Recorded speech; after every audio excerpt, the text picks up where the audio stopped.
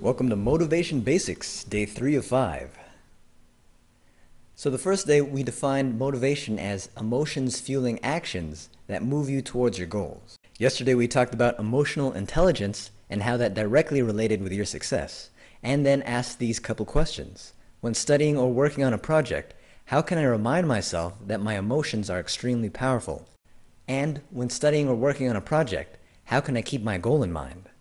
So when we're talking about emotions or energy in motion, this energy drives people to success or drives them to failure. Regardless of the goal, whether it be in health, wealth, or relationships, if you could picture what attaining that goal looks like in your mind, and that picture is full of emotions or energy that moves you into motion, you can use that emotion to fuel you forward. You can use that emotion to move you towards your goals. So let's say one of your goals is to ace the exam. Some students will feel discouraged. They'll feel depressed, they'll feel down, they'll feel out, because when they take a look and their goal is to ace the exam, they haven't been doing well in the class and they don't do that well in the subject. So the emotions they feel behind that, they're extremely powerful, and that moves them down into failure versus being proactive and doing something more about it. Other students whose goal is to ace the exam have different emotions behind it. They feel enthusiastic, they feel proud, they feel energized, because when they take a look at this is a subject they've always done well in. They always get A's in the subject. So when they have their goal in mind, when they have a picture of what acing the test looks like, that's an easy A for them. So their emotions are far different. And these emotions move them into success. While other students, their goal in mind is to ace the exam also, but they have a different set of emotions altogether. They take a look at what they've done in the class so far, and they're not doing so well. So the emotions they feel are determined. They feel a sense of conviction that they're going to get an A on this test because they're going to do whatever it takes. And so these students have a success mindset. And regardless of what's going on, they know that they've done the best they could, and so they feel good about that. So that leads me to sharing with you one of the most valuable motivation questions, and that's this: how strong do my goals motivate me to act towards them? Again, all three students, their goal was to ace the exam.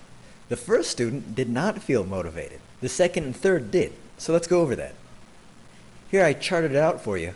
We've got the first student here who takes a look at their goal of acing the exam, and they don't feel motivated. Actually, they feel less than motivated. They take actions against studying, against doing what they have to do okay on the exam.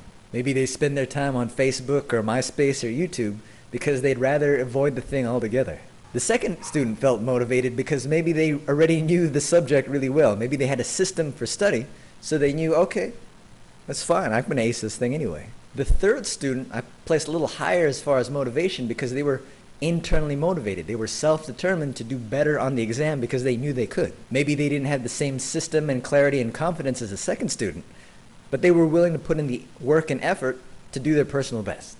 Today's questions: when studying or working on a project, ask yourself this: how strong do my goals motivate me to act towards them? If you don't feel strong enough to do some actions towards meeting your goals, say like the first student who felt discouraged, then ask yourself, what goals would motivate me to act now? Maybe for that student, if they changed their goal to, well, let me at least get a C on this test so I could pass this class, maybe they would feel less discouraged. Remember, motivation has a lot to do with recognizing your emotions.